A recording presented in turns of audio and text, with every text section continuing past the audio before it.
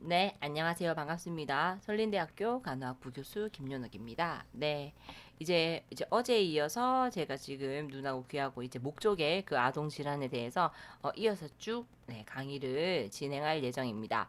네, 그 어제 했던 강의는 뭐 어떠셨나요? 그쵸? 뭐 어제든 어쨌든 저쨌든 간에 그쵸? 50분 분량의 부분을 했었어요. 그래서 그 눈과 귀와 목 쪽인데 이게 워낙 마이너 파트기도 하고 그리고 이게 책 자체가 굉장히 분량이 작습니다. 작아서 이거를 벌써 그 50분 동안에 사실은 좀 쪼개고 쪼개고 쪼갠다고 나름대로 했는데 눈 쪽하고 귀 쪽하고 이 부분을 제가 첫 번째 강의에서 온라인으로 다뤘습니다. 그리고 오늘 할 부분은 그렇죠. 이 목 부분. 그러니까 거의 뭐 편도라든지 이런 부분에 대해서 지금 다루게 되는 거겠죠. 그래서 거기에 대해서 오늘 이제 목 부분에 목 질환에 관련된 아동 질환에 대해서 제가 강의를 쭉 나가도록 그렇게 하도록 하겠습니다. 자, 그래서 일단은요, 저번 시간에 했던 거 리뷰를 조금 해드릴 겁니다. 왜냐면, 리뷰를 해야, 어떻게 해요? 복습을 해야 여러분들이 기억에 남는다. 그리고 복습을 한다고 해서 무조건 기억에 남는 건 아니에요. 그렇지만 어떻게 해요? 한번 언급해 봄으로써 어떻게 해요? 한 번 더 우리가 보게 된다라는 거죠. 그래서 여러분들이 공부를 하실 때는요, 사실상 가장 좋은 공부법이 뭔지 아세요? 그렇죠. 남을 가르쳐 보는 거예요. 남을 가르칠 정도의 그 지경에 이르게 되면 어떻게 된다? 네. 그거는 완전히 저의 것이 되는 거죠. 우리가 수업을 하기 위해서 저희 같은 경우도 강의를 하기 위해서 여러분들한테 강의를 하기 위해서 많은 것을 준비를 하거든요. 그래서 그거를 어떻게 온전히 제 것으로 만든 다음에 여러분들에게 강의를 해야 여러분들이 어떻게 안정된 강의를 들을 수가 있는 거죠. 그래서 여러분들이 만약에 이제 추후에 이 시험을 치기 전에는 친구들을 좀 앉혀놓고 한번 강의를 해본다든지 예, 물론 그게 가장 좋겠죠. 왜냐면 사람이 앉아 있어요. 서로 피드백을 주고 받을 수가 있으니까. 근데 그게 불가능하다면 뭐 인형이라도 앉혀놓고 예, 한번 강의를 해보고 이렇게 또 시험에 또 응하는 것도 좋을 것 같아요. 우리가 앵클렉스를 듣는다고 해서 무조건 미국 간호사 시험을 이렇게 응시하는 뭐 무조건 응시하거나 이러지는 않으시더라고요. 그렇지만 국시 우리가 어쨌든 지금 제일 가까운 미래로 봤을 때는 국시 합격하는 게 우선이죠. 예, 그래서 그 국시 공부하실 때도 누구를 가르친다는 그런 마음가짐으로 공부하시면 충분히 합격할 수 있지 않을까라는 생각이 듭니다. 자, 그러면 일단 간단하게 저번 시간에 했던 거 리뷰하고 지나가도록 할게요. 그래 제가 이 PPT 자체를요. 이 35장 PPT를 이렇게 1시간, 2시간짜리로 쪼개진 않았거든요. 예, 하나로 묶여 있어요. 그래서야 제가 첫 번째 강의, 그 어제 했던 그 강의에 그 교환 있죠? 예, 교환 부분에 강의 옆에 교환이라고 있을 거예요. 거기에다가 제 이 PPT를 올려놨습니다. 그래서 여러분들이 제가 이거를 해석한 해석본이기 때문에 여러분들이 그거를 출력하셔가지고 같이 책 옆에 끼워놓고 여러분들이 같이 공부를 하시면 될 것 같아요. 그래서 꼭 출력을 하셔서 여러분들이 공부를 하시기를 바랍니다. 그래서 그 교환만 보시면 오늘 강의 것까지 다 들어가 있으니까요. 네, 그 PPT만 출력을 하시면 됩니다. 그래서 분량이 많지 않아요. 한 35페이지 슬라이드 정도 될 겁니다. 출력해서 사용을 하십시오. 자, 그래서 제가 PPT를 쭉 지우진 않았어요. 그래서 어제 했던 거부터 한 번 더 리뷰를 하도록 하겠습니다. 자, 우리가 어제 했던 부분 눈에 관련돼서 사시였어요. 사시 뭐였어요? 그렇죠. 사시 근육 문제로 인해서 어떻게 해요? 눈이 제대로 정렬되지 않은 상태입니다. 그래서 눈이 정렬되지 않은 상태다. 그래서 여러 가지 이러한 원인들이 있을 수가 있고, 그리고 어떻게 해요? 우리가 만약에 이런 경우에 어떠한 검사들을 해야 해. 그래서 우리가 시선을 6가지 이렇게 돌려보는 거죠. 그래서 그러한 것들을 해볼 수가 있고, 그리고 커버 언커버 테스트 뭐라고 했어요? 한쪽 눈 가리고, 그쵸? 나머지 눈을 가지고 평가를 하는 거예요. 한쪽 눈을 가렸을 때 한쪽 눈이 어떻게 해요? 편의가 되어 있다든지 이럴 경우에는 우리가 사시다라고 우리가 진단을 한다라는 것이죠. 자, 이런 부분 봤었고요. 그 다음 우리가 사시 같은 경우에 이런 거 좀 알아두시면 좋겠죠. 아이가 어떻게 뭔가를 TV나 뭔가 책을 볼 때 머리를 계속 기울인다든지 한쪽 눈을 감는다든지 그리고 그죠 눈을 좀 이렇게 살짝 감는다든지 이런 부분들이 있다면 아이가 사시가 있을 수 있다라고 이제 부모들은 조금 인지를 하고 검사를 해봐야 되겠죠. 자, 그래서 우리가 중재를 해야 되는데 맨 처음부터 우리가 수술을 권하진 않아요. 비수술적 요법을 사용을 한다라는 거죠. 그래서 렌즈도 한번 사용을 해보고, 그리고 가림 요법 말씀드렸죠. 가림 요법 어떻게 한다? 그쵸. 눈을 사용하지 않아서 발생하는 거란 말이에요. 그렇기 때문에 어떻게 한다? 건강한 눈을 가려서 우리가 약시안이 있는 이러한 좀 시력이 떨어져 있는 그쪽 부분을 어떻게 사용하게 해서 시력 밸런스를 맞춰주는 것, 그것이 가림 치료, 가림 요법이라고 말씀을 드렸습니다. 근데 이러한 것들을 쭉 했는데도 불구하고 아이의 상태가 계속 나아지지 않는다라고 얘기를 했을 때는 어떻게 한다? 그쵸. 오피한다는 거예요. 근육을 재정렬하는 그러한 제자리로 갖다 놓는 그러한 수술을 진행하게 되는 겁니다. 이게 사실. 자, 그 다음에 뭐였어요? 결막염이었어요. 결막염은 여러분들 다 아시는 거라고 말씀드렸어요. 뭐예요? 눈병, 일명 눈병이라고 얘기하는 거였죠. 결막에 염증이 생긴 것. 그래서 통상 우리가 생각했을 때 우리 눈 충혈돼서 눈 빨갛게 되고 렌즈 끼고 나서 눈 빨개지고 가렵고 하는 게 다 결막염이란 말이에요. 그래서 그런 것들을 생각을 해보시고 종류들은 이런 식으로 바이러스, 세균성, 알러지성 이런 것들이 있더라라는 거 한번 보시면 되고 생각해보세요. 그러면 우리가 공부 따로 하지 않아도 딱 보면 알죠. 바이러스성 같은 경우는 어떻게 치료한다? 그치. 자, 항자 다 갖다 붙이는 거예요. 안티잖아요. 그쵸? 그래서 반대의 개념인 항바이러스제. 세균이니까 뭐예요? 항생제 써주고 그 알러지 같은 경우는 뭐 써줘요? 알러지를 제거해준다. 그쵸? 아니면 우리가 알러지 물질 뭐예요? 몸에서 알러지가 자꾸 들어오면 우리 몸에서 히스타민이라는 물질을 계속 내보내죠. 그거를 없애버리는 항히스타민제. 그쵸? 이런 것들을 사용할 수가 있다라는 것이죠. 자, 그래서 우리가 사정을 해볼 때 눈이 어떻게? 너무 가렵다. 그죠? 뜨금뜨금하다. 눈이 빨개졌다. 부종이 있더라. 그 얘기 했었고요. 요거 중요하다고 말씀드렸어요. 클라미디아 결막염 같은 경우에는 성병과 관련된 거예요. 그러니까 제가 말씀을 드렸죠. 그럼 아이에게 성병과 관련됐는데 웬 클라미디아 결막염? 좀 이상하다? 모르겠다. 의문점이 생겨야 하는 거예요. 당연히. 그쵸? 근데 말씀을 드렸어요. 그 산모에게. 그쵸? 클라미디아 이제 결막 그 부분에 성병이 있었을 경우에 생식기 분비물로 인해서 아이가 출산할 때 그 분비물이 들어가서 클라미디아 결막염에 걸릴 수 있다라는 거죠. 그러니까 오히려 신생아나 그죠? 나이가 적은 소아한테는 조금 발생을 할 수가 있으나 나이가 많은 소아에겐 그러니까 드물다라는 소리가 되는 겁니다. 포인트 잡고 하십시오. 자, 그 다음, 자, 바이러스성 결막염 나왔네요. 뭐지요? 그렇지. 항바이러스 약물 처방할 수 있다. 자, 그 다음, 세균성 결막염 나왔어요. 그쵸? 세균성일 때는 어떻게? 항생제를 쓰더라.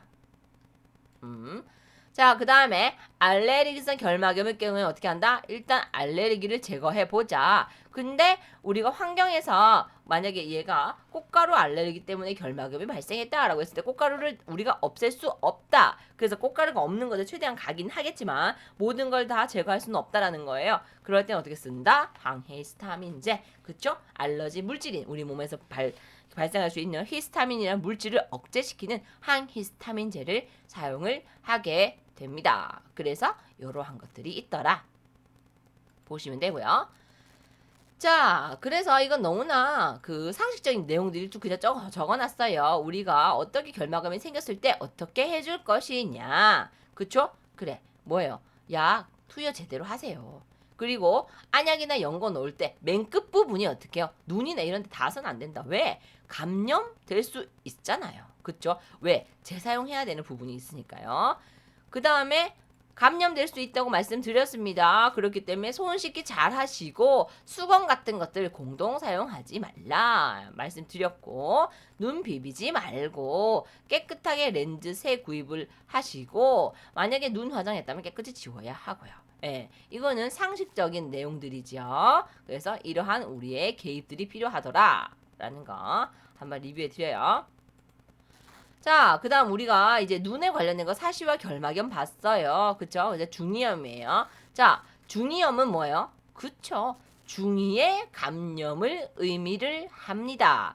그래서 중이염 왜 많이 걸리는데 그때 뭐라고 했어요? 그쵸? 아가애들 감기 걸리면 꼭 중이염이 같이 오는 경우가 상당수 많습니다. 왜? 이유가 뭐예요?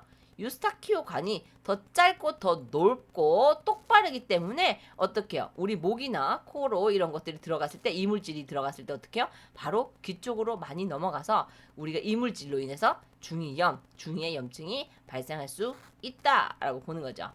그래서 어떻게 예방할 건데, 그쵸? 자세를 똑바로 하라는 거죠. 수유할 때 유스타기오관이 짧고 넓기 때문에 어떻게 한다? 조금 세워서 수유를 하면 바로 내려가지겠죠. 중위를 타지 않고. 그래서 그러한 방법을 쓴다. 그 다음에 이런 면역력들 때문에 그죠?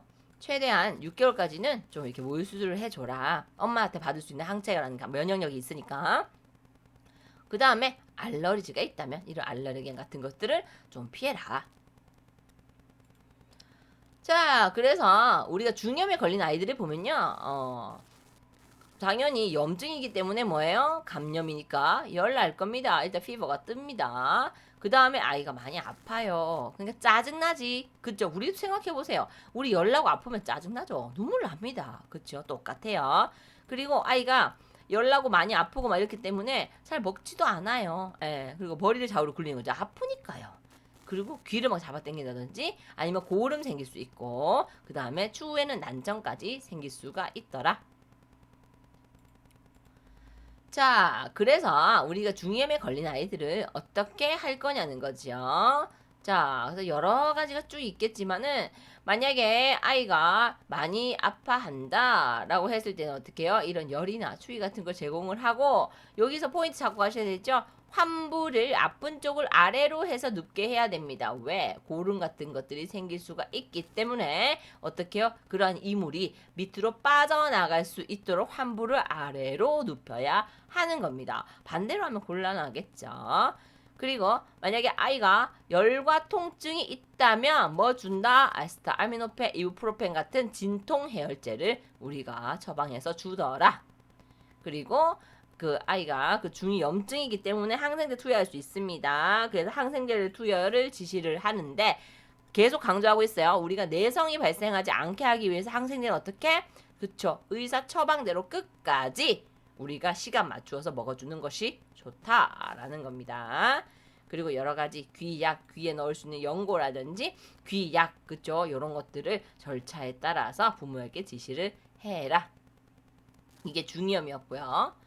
그 다음에 웨이도염 마찬가지입니다. 중이염하고 똑같고요. 똑같다라는 게 이런 증상이나 이런 게 비슷하다는 거지. 그 아까는 중이에 생기는 염증이고요. 지금 웨이도예요. 바깥쪽, 귀 바깥쪽 있죠. 거기에 생기는 염증을 의미를 합니다. 그래서 우리가 중요하게 보셔야 되는 거 이거라고 했죠. 우리는 이거 체온을 잴 때도 우리가 쓰잖아요. 이렇게 3년 이하 워낙 어린 아이들 같은 경우는 어떻게 귓볼을 아래로 후 하방으로 당기고 그 다음에 3년 이상의 어린 아이 조금 성인까지는 후 상방으로 당겨서 귓바퀴를 당겨서 어떻게 하자? 우리가 귀에 약물 같은 것들을 투여할 수 있어요. 체온 제제도 마찬가지입니다. 완전 어린 아이들한테는 후 하방 그리고 우리가 조금 큰 아이부터 시작해서 성인까지는 후 상방으로 당겨서 체온을 재죠. 그렇죠? 그래야 웨이도가 어떻게 일직선이 되니까요. 자, 그래서 중이염 같은 경우에 고막 성형술 결국 안 되면 수술을 해야 된다. 그래서 절개를 해서 우리가 배액을 하게 되는 것이죠. 튜브를 사용해서 우리가 이렇게 배액을 지속적으로 할 수가 있게 됩니다. 그래서 여기까지가 중이염 관련한 거였고요. 자, 이거는 여기까지는 저번 주 리뷰예요. 리뷰니까 한 번 더 공부를 하시라고 제가 한번 리뷰를 해드렸습니다. 자, 그러면 오늘 나갈 진도 가도록 하겠습니다. 편도염 및 아데노이드염 들어보셨죠? 네, 아동 수업을 이미 하셨기 때문에 여러분들 다 아실 거라고 생각이 들어요. 자, 편도염, 아데노이드염 또 거의 똑같은 개념이죠. 자, 우리가 목이 감기 걸렸다.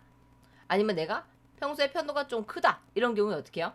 조금 감기 걸린다 하면 어떻게 해요? 목이 붓죠. 예, 그래서 병원 가면 편도염이네요. 이렇게 얘기를 한단 말이에요. 저도 편도가 상당히 큰 사람이거든요.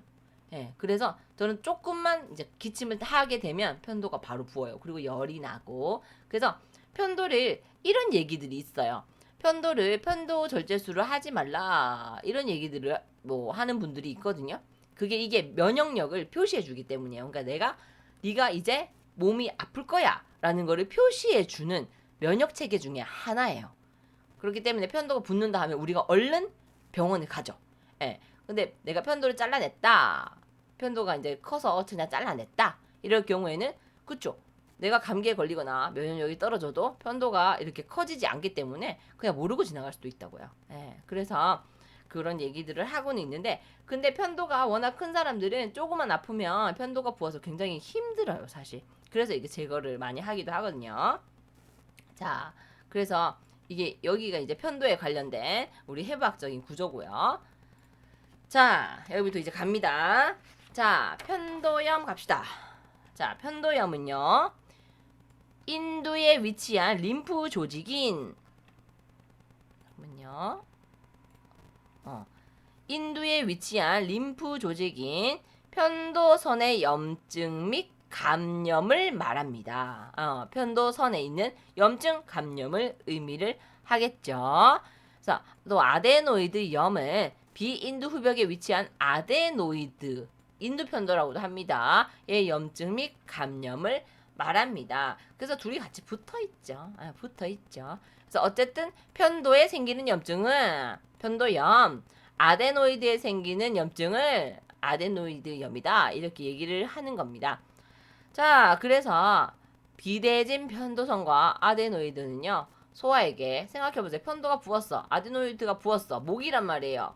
뭐와 관련돼 있어요? 호흡과 분명히 관련이 될 겁니다. 그래서 위험할 수 있다라는 거예요. 어른들이야 좀 커져도 우리가 바로 약을 먹거나 처치를 하지만 아가들은 표현을 하기가 어렵죠.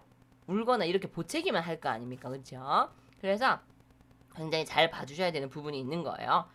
그러니까 소아에서 폐쇄성 수면 무호흡증을 유발할 수가 있고요.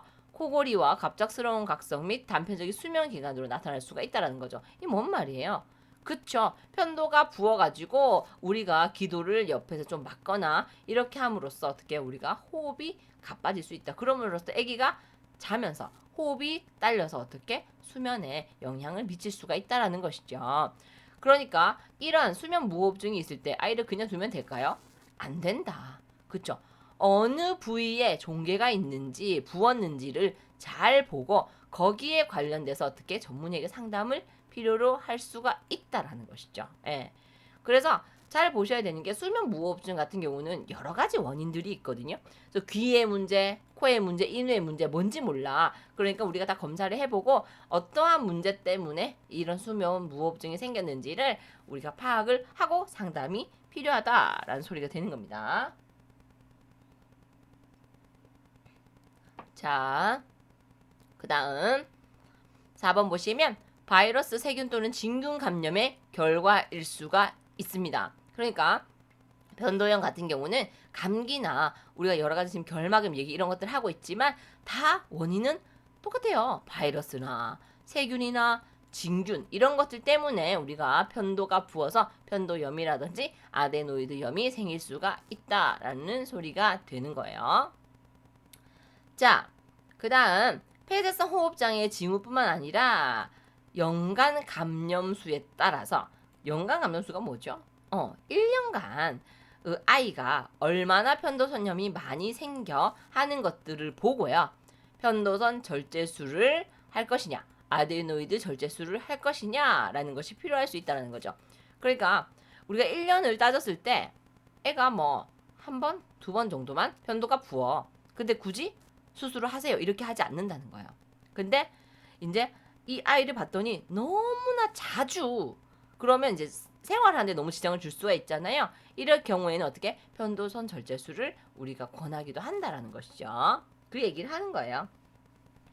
그래서 이게 저희가 이제 미국에 있는 책을 이렇게 번역을 하다 보니까 조금 매끄럽지 않은 부분들이 있어요. 그래서 제가 그런 부분들은 제가 풀어서 지금 설명을 드리고 있습니다. 자, 그래서 우리가 편도염과 아데노이드염 이거로 사정을 볼 때는 어떤 것들이 있느냐? 지속성 또는 재발성 인후통이에요. 우리가 목에 인후통이 뭐야? 목 통증입니다. 아이고 목 아파래. 아이고야 삼키기 어렵대. 뭐 이런 것들 있잖아요. 그런 것들. 그다음 이거 2번이에요. 자, 2번 확대된 선호세 편도염. 아마 여러분들이 목 아파서 이비인후과 가시면 그 내시경으로 목을 이렇게 비춰줍니다. 그럴 때 여러분들 아마 보실 거예요. 자기의 편도를 가끔 보여주는 교수님들이 계시거든요. 이렇게 보면 어떡해요? 커져 있습니다. 멀겋게 커져 있거든요. 예, 그러한 것들로 사정을 할 수가 있겠죠. 그 다음에 일단 우리가 목 부은 거 생각해 보세요. 어때요? 삼키기 어렵죠. 근데 신기한 거는 저는 편도가 뭐 상당히 큰 편이거든요. 그래서 감기만 걸리면 편도염이 무조건 같이 와요. 같이 오는데 삼키기 어려워요. 그런데 신기한 거는 밥은 잘 먹습니다. 그게 신기해요. 제가 생각해도 그렇죠. 그럴 때라도 좀 입맛이 조금 떨어지면 참 그것도 좋을 텐데 전 아니더라고요. 근데 어쨌든 삼키기가 굉장히 어려워집니다. 그 다음에 이제 삼키기 어렵고 이제 하다 보니까 여러 가지 입호흡을 하다 보니까 불쾌한 좀 입냄새 날 수가 있고 그 다음에 열 기본적으로 우리가 감염이잖아요 다 이런 건 다 열 납니다. 감염이니까요. 우리 감염에 사정 보면 다 열이 나 있잖아요. 그죠? 그리고 기침 꽉꽉꽉 하다가 아편도가 쾅쾅쾅 붙잖아요. 그쵸? 그리고 너무 세게 이제 뭐 기침하거나 편도가 붙으면 이게 붙게 되면 어떻게 귀하고 다 연결돼 있습니다. 그래서 난청이 생길 수도 있고요. 그 다음에 수면 무호흡증 같은 것들도 생길 수가 있더라. 이런 거를 보고 우리가 편도선 염이구나, 아데노이드 염이구나 라고 우리가 진단을 내리게 됩니다. 자, 그래서 우리가 이러한 편도염이나 아데노이드 염 때문에 수술을 해야 되겠다라고 판단을 했을 때 이제 OP를 들어가죠. 그래서 그거 하기 전에 수술 전에 우리는 어떤 것들을 해 주어야 하는가요? 첫 번째, 감염 징후를 평가하자. 그쵸? 감염 징후를 평가를 해야 됩니다. 열이 나고 있는지. 그쵸? 그리고 감염 징후라고 하면 여러 가지 피 검사를 하겠죠? WBC나 그쵸? ESR이나 이런 것들이 올라가진 않았는지 이런 거 다 평가를 하게 됩니다. 그 다음 두 번째는 인후에는 혈관이 굉장히 많아요. 그래서 우리가 편도선염에 그 뭐라고 해야 될까요? 가장 큰 가장 이렇게 제일 잘 봐야 되는 게 출혈이에요. 출혈. 예. 출혈이 상당히 많은 수술 중에 하나입니다. 그렇기 때문에 출혈 이걸 잘 봐야 돼요. 그러니까 뭐 한다? 그쵸. 응고 검사 같이 평가를 당연히 해야겠죠. 그쵸. 우리가 출혈과 관련된 게 응고니까요. 우리가 응고 점수가 제대로 되어야 어떻게 출혈이 일어나지 않으니까요. 그래서 이런 것들 다 평가를 하게 됩니다. 그 다음에 수술 중에 흡인의 위험을 줄이기 위해서 느슨한 치아가 있는지 평가하게 되는 거죠. 왜? 우리가 맞죠? 목에 우리가 수술을 하게 되니까 만약에 우리가 치아가 빠져서 그쵸? 아이가 흡인할 수가 있잖아요. 그렇기 때문에 흔들리는 치아는 없나요? 이런 것들을 다 확인을 해야 된다는 소리예요. 그 다음에 아이가 수술 후에 인후염에 대비를 하고 물을 잘 마셔야 한다고 우리가 알려주어야 합니다. 그러니까 수술 전에는 간단해요. 감염은 지금 현재 얼마나 이루어지고 있는지 출혈이 일어날 수 있으니까 응고 검사 같은 것들을 하는 거예요. 수술 전에 기본적인 이러한 처치라고 보시면 됩니다. 그 다음 수술 전 개입이 있었으니 그 다음에 뭐가 있어야겠어요? 수술 후 개입이 있어야겠죠. 그러면 우리가 수술이 다 끝나고 나면 어떻게 해줄 것이냐는 거예요. 이런 거 정도 좀 아셔야 되겠죠.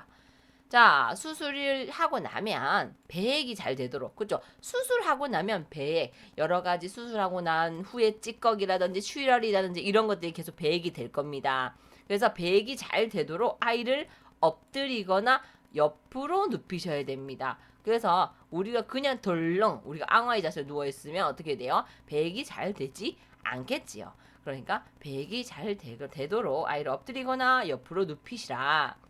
그 다음에 흡입 장비를 준비를 하되 기도가 막히지 않는 한 절대 흡입하지 마십시오. 이게 무슨 말이에요?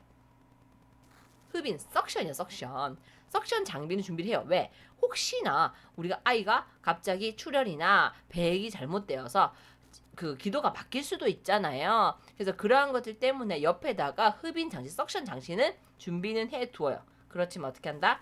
이거를 남용하지 말라는 거죠. 왜? 오히려 얘가 출혈이 없고 아무것도 없는데 계속 석션을 할 이유가 없어요. 오히려 문제가 된다고요. 그죠? 감염의 소스를 제공할 수도 있고요. 오히려 어떻게 자극을 주게 되고 출혈이 일어날 수가 있기 때문에 놔두긴 하되 기도가 막히지 않는 한 흡입하지 말고 그냥 놔두라는 거죠. 자, 그 다음 세 번째, 출혈의 징후를 잘 관찰하십시오. 그래서 아이가 잘 봐야 돼요. 중요한 부분이거든요. 아이가 자주 삼키거나 목구멍을 가다듬는 것은 출혈을 나타낼 수 있습니다. 그래서 아이가 이걸 잘 보셔야 돼요. 아이가 계속 목구멍으로 이렇게 꿀떡, 꿀떡, 꿀떡, 꿀떡 이렇게 계속 뭔가 자주 삼킨다면 출혈, 피를 계속 삼키고 있다라고 일단은 우리가 의심해봐야 되는 거예요. 그래서 이러한 부분에는 우리가 일단 그게 흡인되지 않도록 일단 옆으로 아이를 옆으로 돌립니다. 그렇게 하고 이제 1차 의료기관이라든지 아니면 응급기관이라든지 일단 알려주고 빠르게 처치를 해야 되는 부분이죠. 자, 그 다음 출혈을 방지하기 위해서 기침을 억제하고 코를 풀어야 된다라는 소리가 되겠습니다. 자, 그러니까 어떡해요? 너무 자극을 주지 말라는 거예요. 수술 후잖아요. 그쵸?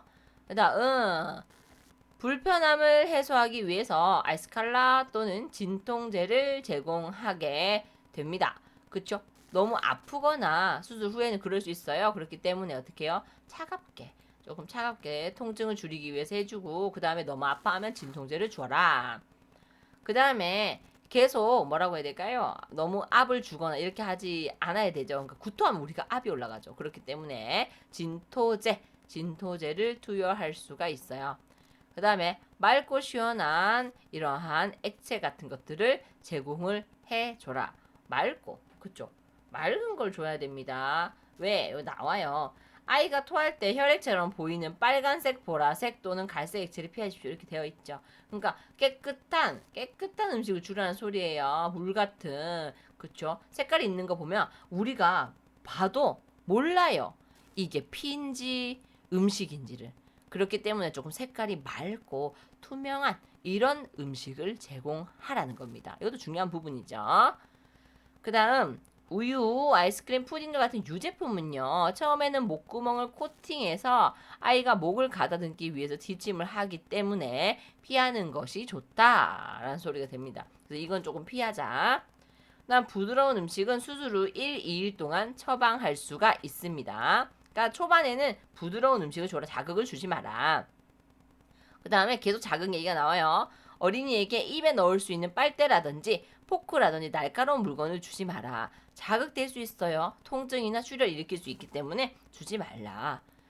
그리고 수술 후 며칠 동안은 입냄새나 귀통증이나 미열 발생할 수 있어요. 그래서 그러한 것들을 엄마가 알고 있어야 하고 만약에 출혈이 너무 지속된다라든지 너무 지속적으로 어떻게 귀가 아프다든지 열이 계속 발생할 경우에는 어떻게 PHCP 1차 의료기관 쪽으로 빠르게 알릴 수 있도록 부모에게 지시를 해줘야 된다는 거예요.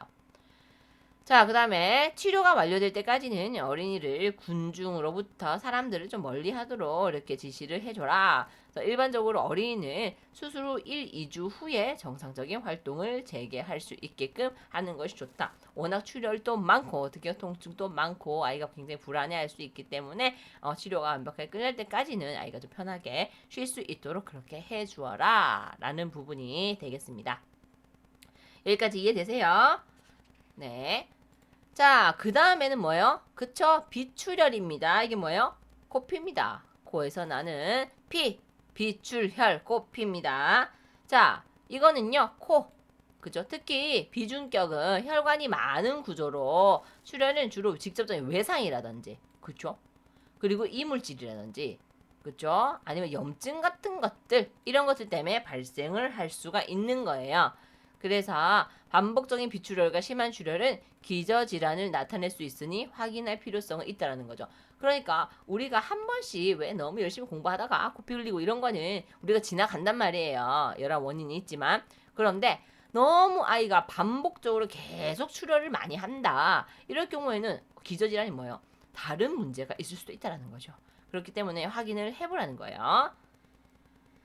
자, 그 다음에 B가 개입이죠. 그래서 임상적 판단으로 조치 취하기 상자가 있어요. 그래서 그건 이제 뒤에 있는 부분이니까 제가 이때 뒤에서 설명드리도록 하겠습니다.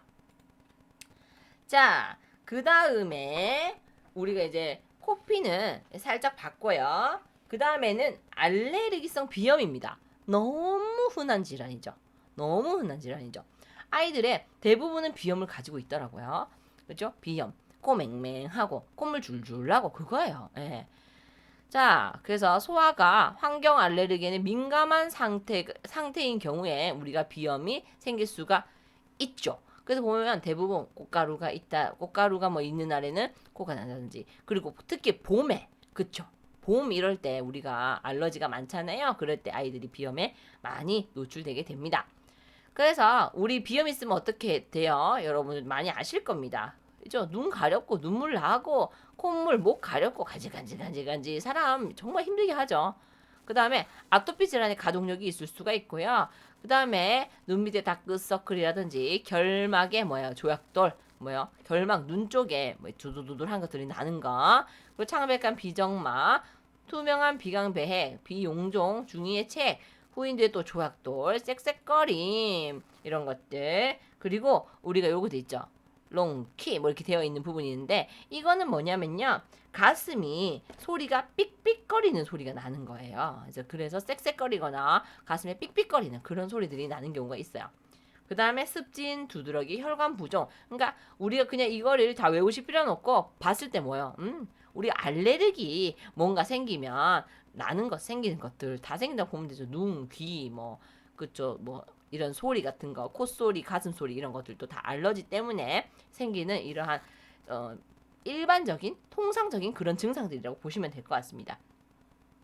자, 그래서 우리가 어떻게 해줄 거냐? 알레르기성 비염이 있는 어린이는 환경 알레르기, 음식 알레르기, 아토피성 피부염 및 천식에 대한 검사를 받아야 합니다. 그래서 어떻게요? 어떠한 거에 얘가 알레르기가 있는지 확인을 하고 원인을 파악하고 어떻게 제거할 수 있는 건 제거해 주고 피할 수 있는 건 피해 주라는 거예요.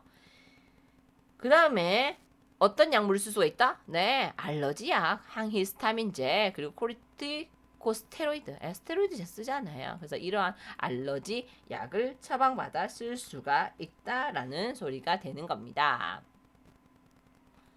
자, 그래서 여기 쭉 나와요. 임상적 판단 조치 취하기 나왔어요. 그래서 이거 요거는 아까 알레르기성 비염에 관련된 거 아니고 아까 코피 비출혈에 임상적 판단 조치 취하기 아까 무슨 상자 있다고 했잖아요. 그겁니다. 한번 보도록 하죠. 요것도 여러분들이 다 아시는 아주 상식적인 내용 중에 하나입니다. 자, 학교에 다니는 아이의 축구 경기에서 아이가 축구공으로 코 주변을 맞고 코피를 흘리고 있습니다. 간호사는 출혈을 멈추기 위해서 다음과 같은 조치를 취합니다. 우리 어떻게 해줘야 되는지 알고 계시면 좋겠죠? 자, 아이에게 침착하게 접근을 하셔야 됩니다. 우리가 이런 사람이 있어요. 저도 좀 마찬가지고 만약에 나의 아이가 다쳤을 때 어떻게 해요? 우리는 흥분하게 됩니다. 그래서 방방 뛰게 되죠. 그렇게 하지 마라.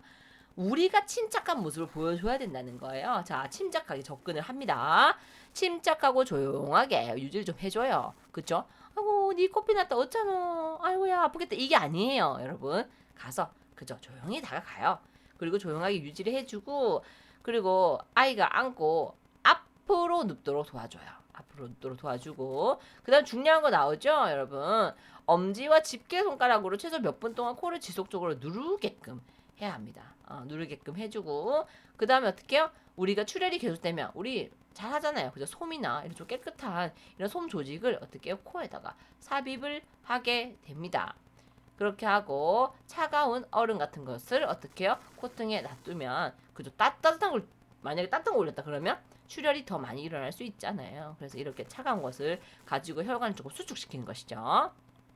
그 다음에 출혈이 있는 계속 출혈이 있을 경우에는 어떻게 우리가 ER로 응급식으로 이송을 할 수가 있어야 한다.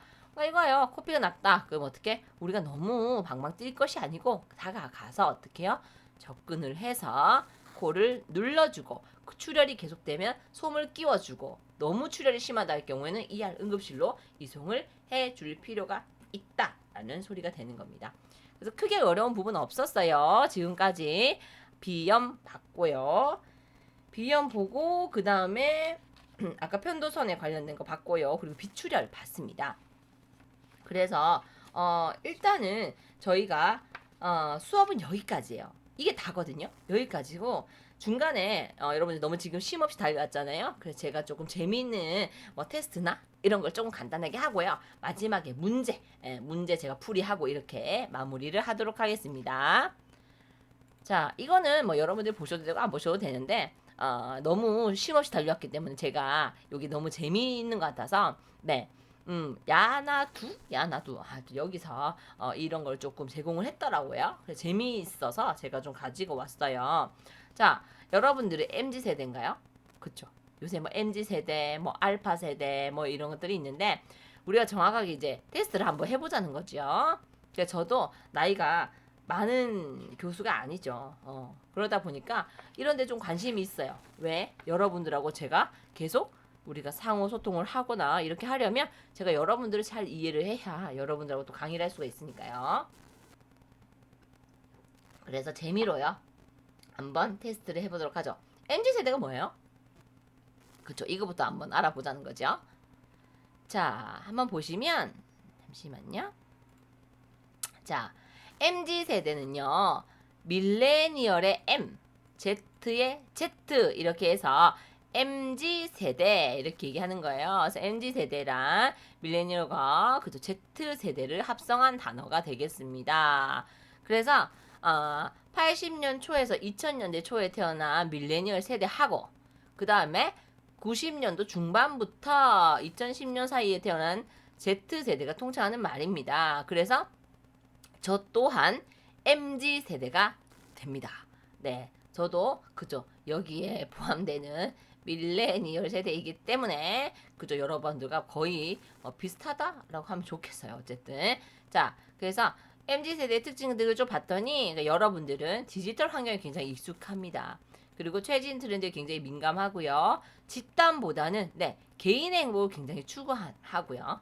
소유보다는 공유하고 싶어하고 그러니까 우리가 뭐예요? 인땡땡 우리 많이 하잖아요. 인별그램 많이 하잖아요. 이런 걸 다 공유하고 싶어 하죠. 저 또한 인별그램 합니다. 공유하고 싶어 하니까요.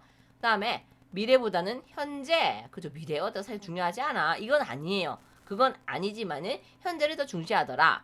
그리고 가격보다는 어떻게 취향을 더 많이 그 생각을 하더라. 그래서 저도 네, 좀 이런 것 같거든요. 네, 이런 것 같아요.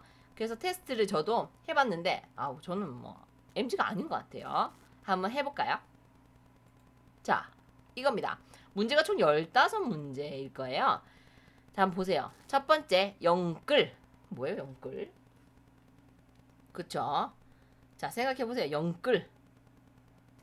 그 다음에 오저치고 농협은행. 저는 뭐 농협은행요? 한참 생각했어요. 그 다음에 나일리지. 웃, 안 웃. 켈박. 왕이계승. 오히려 좋아. 깊고 쩝쩝 박사 이런 게 있대요. 자, 그 다음에 콩깍지 씌었네. 이건 뭐뭐 씌었네. 안 봐도 비디오를 안 봐도 뭐뭐뭐. 잠수 탄다를 뭐뭐 탄다. 다음 약속 잡다를 뭐뭐 한다. 독서실 가자를 뭐뭐 가자. 이렇게 얘기를 한대요. 자, 15개 문제 보셨어요? 본인 한번 테스트 해보세요. 몇 개 맞출 수 있는지를 보셔야 돼요. 이게 몇 개부터 뭐 누구는 MZ세대가 아니고 뭐 이런 것들을 테스트하는 거더라고요. 자, 그래서 우리가 이제 한번 보죠. 영끌이라고 하는 거는 이거래요. 그쵸? 영혼까지 끌어모으다. 이 정도는 알아. 이 정도는 저도 압니다. 영혼까지 끌어모은다. 그래서 이런 거예요. 뭐예요? 뭐 요새 뭐 집 샀다. 영끌해서 집 샀다. 영끌해서 차 샀다. 이렇게 얘기하죠. 그러니까 모든 대출이나 이런 걸 다 받아서까지 다 끌어모아서 영혼까지 끌어모아서 뭔가 사는 것이죠. 제가 가고 싶은 것을. 그 다음에 오저치고는 오늘 저녁 치킨 고 이거랍니다. 그쵸? 오늘 저녁에 치킨을 먹자는 의미가 되는 것이죠. 자, 그 다음에 뭐 이것까지 뭐 알겠어. 근데 3번은 진짜 모르겠더라고요. 농협은행. 이게 너무 예쁘네요. 라는 소리래요. 예. 그래서 이게 그거래요. 온라인상에서 돌았던 재밌는 썰에서 유행한 신조어라고 얘기를 합니다. 아르바이트를 하던 여자분한테 외국인이 한국말로 자꾸 너무 예쁘네요, 너무 예쁘네요, 너무 예쁘네요 이렇게 했겠죠. 그렇게 이제 하니까 굉장히 수줍어했대요. 근데 너무 예쁘네요 이게 알고 보니까 농협은행 어디냐고 물어본 거였다고 합니다. 예, 그래서 농협은행이라고 해요. 그쵸? 좀 어거지긴 한데 농협은행이 너무 예쁘네요. 이렇게 들릴 수가 있다라는 거죠. 그런 소리고 요새는 그게 또 신조어가 있다네요. 기업은행도 있대요. 기업은행. 그 뭐게요? 귀엽네요란 뜻이랍니다. 재밌죠? 자, 그 다음에 나일리지. 나일리지. 그쵸? 나이 플러스 마일리지. 나이가 마일리지처럼 쌓였다 해서 꼰대를 부르는 말이라고 합니다. 그쵸? 자, 그 다음에 웃, 안 웃. 이건 다 알죠? 웃긴데 안 웃기다. 그 다음에 캘박. 이거는 캘린더에 박제했다. 그래서 이건 그거죠. 일정을 잡을 때 사용하는 단어라고 얘기를 합니다. 우리 나 캘박했어. 우리 언제 볼래? 나 캘박했다. 뭐 이렇게 얘기를 한다고 합니다. 자, 그 다음에 왕위 계승. 이거는 열받는다. 킹 받는다라는 그러한 신조어 이상이란 소리입니다. 왕위 계승이란 소리죠. 그렇죠? 킹 받는다 해서 왕을 받는다. 이렇게 올라가다가 결국에는 몇 단계 더 나아가서 그렇죠. 왕이 계승했다. 이런 단어를 쓴다고 합니다. 그 다음에 여덟 번째는 오히려 좋아. 이거는 뭐예요? 그쵸. 당황스럽지만 괜찮아. 그러니까 결국에는 이거죠. 예상 못한 일이 발생했을 때 큰 그림을 그리면서 이를 긍정적으로 우리가 바라볼 때 쓰는 말이라고 얘기합니다. 깊고 다시요. 기프티콘 꾸미기. 그쵸? 우리 옛날에 다이어리라는 게 있었어요. 그런 다이어리를 한참 꾸밀 때는 우리가 다꾸라고 얘기했죠. 다꾸 이게 유행이었는데 이제는 온라인상으로 기프트콘 뭐 이런 것들을 이렇게 왔다 갔다 하다 보니까 그런 것들을 어떻게 꾸며주는 것을 우리가 깊구 이렇게 얘기를 한다고 합니다. 그 다음에 열 번째 쩝쩝박사. 맛있는 조합을 잘 알고 있는 사람이다 라고 보시면 돼요. 맛있는 조합이나 식당을 잘 알고 있는 사람이라는 소리가 되겠죠. 우리 주위에 쩝쩝박사 한 명씩은 꼭 있죠. 있죠. 재밌는 말들이 상당히 많아요. 전 재밌더라고요. 자, 그 다음 콩깍지 씌었네. 이거는 이렇게 쓴답니다. 필터 씌었네. 그쵸. 그래서 필터 씌었네. 그러니까 눈에 무언가가 씌어가지고 상대방이 예뻐 보이는 걸 요즘은 아이고 필터 씌었네. 우리 옛날에는 아이고 콩깍지 씌었네 이렇게 얘기를 했단 말이에요. 옛날 사람들은 필터 씌었네 이렇게 얘기를 하고요. 그 다음에 안 봐도 비디오를 요새는 비디오가 어디 있습니까 요새? 그렇죠. 그래서 안 쓴다. 안 봐도 유튜브 이렇게 쓴답니다. 자, 아니면 안 봐도 넷플릭스 보낸답니다. 자, 그 다음 잠수 탄다. 이거를 비활 탄다. 이렇게 얘기를 한다고 해요. 그래서 우리가 비활한다라는 거는 뭐예요? SNS 계정을 어떻게 해요? 비활성화 시켰다는 거죠. 그러니까 잠수를 탔다라고 보는 거예요. 그 다음에 아까 나왔던 거죠. 약속 잡다는 캘박한다. 그래서 우리가 일정을 잡을 때 캘린더에 이제 박제한다라고 하기 때문에 캘박한다. 그리고 독서실 가자. 뭐예요? 스카 가자. 그쵸? 요새 독서실 잘 안 가고 스카 많이 가시잖아요. 그쵸? 스터디 카페입니다. 그래서 이러한 것들을 많이 사용한다고 해요. 그래서 이러한 걸 좀 알고 있어야 여러분들과 소통을 할 수 있지 않을까라는 생각을 해서 저도 좀 재미로 한번 봤고 여러분들하고 재밌게 공유하면 좋을 것 같아서 제가 가지고 왔어요. 자, 그래서 본인은 몇 개나 맞추셨는지 한번 보세요. MG 맞나요? 보시죠. 이거요. 등급 보시죠. MG력 등급은 14에서 15개는 잼민이 등급이고요. 11개에서 13개 같은 경우는 핵인싸입니다. 8개에서 10개 정도는 MG 세대다 라고 얘기하고요. 6개에서 7개는 노력하는 아재, 3개에서 5개는 어르신, 2개는 꼰대다 라고 이야기를 한답니다. 재미로 보는 거니까요. 그냥 재미로 한번 여러분도 테스트 해보시면 좋을 것 같아요. 중간에 조금 쉬는 타임을 좀 가져봤고요. 이제 마지막입니다. 문제풀이 들어갑니다. 자, 이 문제 다 제가 해석을 해왔어요. 자, 한번 보시죠. 우리도 이거 뭐 MZ세대 이거 테스트 하느라고 다 까먹으신 건 아니시죠? 갑니다. 1번. 편도선 절제술 후에 아이가 선홍색 피를 토하기 시작을 합니다. 자, 피를 토한답니다. 자, 포인트 잡으세요. 피 토합니다. 간호사는 어떠한, 자, 보세요. 초기 조치입니다. 어떻게 바로 지금 뭐 어떻게 할 건다는 거예요. 응급조치 어떻게 할 거냐는 거죠. 물론 다른 것도 정답이 될 수가 있지만 이거 포인트는 뭐야? 애가 피를 토하면서 지금 당장 처치를 해줘야 될 건 뭐냐는 거예요. 일단 당장 해야 되는 거는 정답 1번. 그죠? 아이를 옆으로 눕히는 거죠. 다른 말로 측위. 측이라고 얘기를 합니다. 그쵸? 이렇게 구토가 어떻게 해요? 넘어가지 않게끔 일단 옆으로 눕히라는 거죠. 그게 다른 것들 항구토제나 MPO나 이런 것들은 다른 거는 추후의 문제고 지금은 응급으로 바로 당장 출혈이 일어났을 때 지금 뭐 해줄 건데 하는 거예요. 그렇기 때문에 정답은 바로 아이를 옆으로 제끼는 겁니다. 옆으로 눕히는 거예요.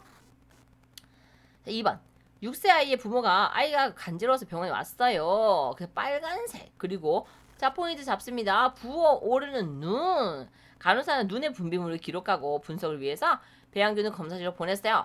근데 포인트 잘 잡으세요. 클라미디아 결막염이 진단됐네요. 그쵸? 어떻게 해줄 것인가요? 하는 겁니다. 자, 클라미디아 결막염이에요. 이게 뭐죠?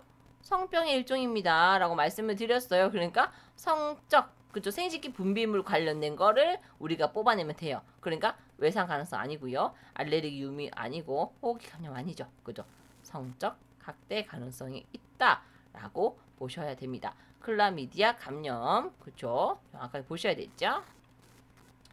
자, 그 다음 자, 3번 간호사가 자녀의 부모를 위한 교육 계획을 준비하고 있습니다. 자, 포인트 잡습니다. 세균성 결막염 진단을 받았네요. 그쵸? 우리가 세균성 결막염 얘기를 하면서 어떤 얘기 했었나요? 그죠? 항생제 처방 받을 수 있다라고 그때 말씀을 드렸었어요. 그래서 우리가 추후에 여러 가지 교육을 할 건데 틀린 것은 뭐냐는 거죠. 자, 잘 보세요. 너무 간단한 문제죠. 손 자주 씻어야 해요. 그쵸? 처방에 따라 눈을 씻어야 합니다. 안약은 처방에 따라 투여해야 됩니다. 자, 3번 너무나 아니죠. 수건과 수건을 어떻게 같이 공동 사용하는 거 안 돼요. 그쵸? 우리가 결막염 같은 경우는 네, 전염될 수 있습니다. 그렇기 때문에 하면 안 된다. 정답은 3번. 자, 4번. 간호사가 편도선 절제술 예정인 어린이의 검사 결과를 검토하고 있습니다. 간호사는요, 어떤 검사 결과 값이 가장 중요한지를 결정해야 됩니다. 어떤 것일까요? 자, 포인트 잡습니다. 편도선 절제술을 할 거랍니다. 그 전이에요. 어떤 것들을 체크를 해야 하느냐? 뭐였죠? 네, 우리 뭐라고 했어요? 출혈이 많이 일어나는 그런 수술입니다. 그렇기 때문에 응고 시간을 봐야 된다고 했죠. 그게 뭐예요? 프로트루민 시간이잖아요. 그쵸? 혈액 응고 시간입니다. 출혈과 관련된 거예요. 그렇기 때문에 정답은 2번입니다. 2번. 그럼 크레아틴 레벨 같은 건 뭐예요? 그죠? 신장. 그죠? 신장 쪽으로 관련된 것이죠. 정답은 2번. 포인트만 잡으시면 충분히 쉽게 풀 수 있는 문제들입니다. 자, 그 다음 5번. 간호사는 또 편도선 절제술 또 나왔습니다. 편도선 절제술 후에 아이를 위한 준비를 하고 있습니다. 아동을 어떤 포지션을 취하는 게 좋을까요?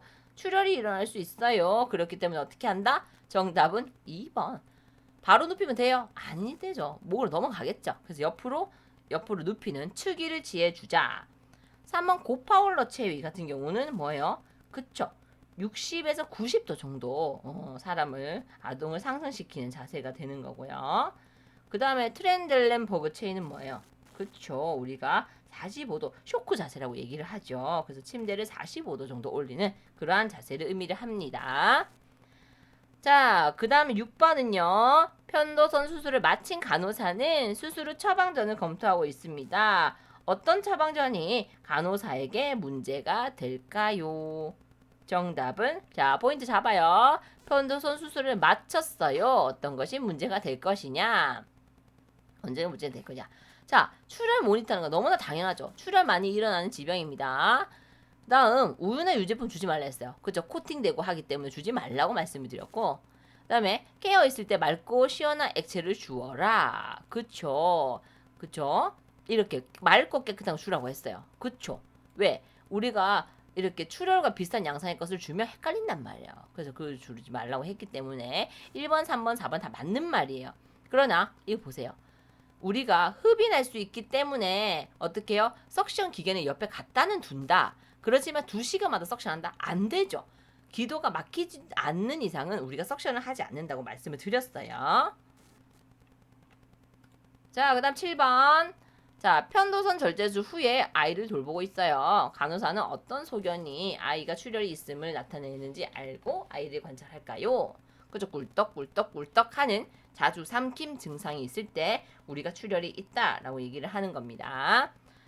자, 그냥 통상 얘기해서 출혈이 있으면 맥박이 올라가죠. 예, 혈압이 떨어지기 때문에 맥박을 올려서 어떻게 해요? 혈압을 올리기 위해서 맥이 심장이 빠바바바 뛰어줍니다. 그때 오히려 올라가게 되는 것이고 혈압은 떨어지게 되겠죠. 출혈이 있으니까요. 그래서 정답은 1번.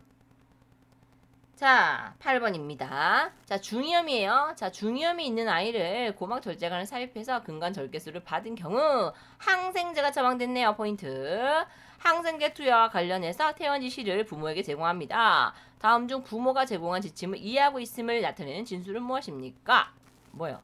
항생제가 없어질 때까지 투여해라. 그쵸? 아까 말씀드렸어요.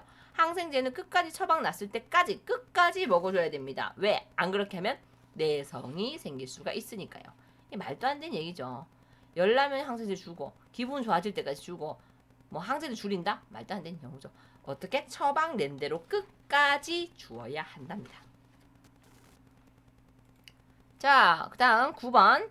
간호사가 2살짜리 아이를 관찰하고 있고요. 그 아이가 사시에 걸렸다고 이제 생각을 하고 있습니다. 그래서 간호사가 관찰한 것 중 이 질환의 존재를 나타내는 것은 어떤 것들이 있느냐. 뭐예요? 사시가 눈과 관련된 거잖아요. 그래서 난청 귀잖아요. 말을 걸어도 응답하지 않는다. 귀잖아요. 끊임없이 고개를 돌려 듣는다고 했어요. 귀잖아요. 아니라는 소리예요. 그러니까 계속 고개를 갸우뚱하면서 본다 이렇게 돼 있잖아요. 눈이잖아요. 사시. 자, 마지막 문제입니다. 10번. 한 어린이가 오른쪽 귀 급성 중이염 진단을 받았네요. 간호사는 치료 계획에 어떤 계획을 포함시킬 것인가? 모든 것을 선택하라 라고 말씀드렸습니다. 자, 오른쪽 포인트 잘 잡으세요. 오른쪽 귀에 문제가 생겼어요. 자, 부드러운 식단 제공하세요. 맞죠? 너무 이렇게 자극을 주면 안 되니까. 그 다음에 아이를 왼쪽으로 배치하는 게 아니고 오른쪽이니까 오른쪽으로. 그렇죠? 항히스타민제 아니죠. 알러지가 아니에요. 그 다음에 8시간마다 오른쪽 귀를 일반 식염수로 세척한다? 아니죠. 그렇죠?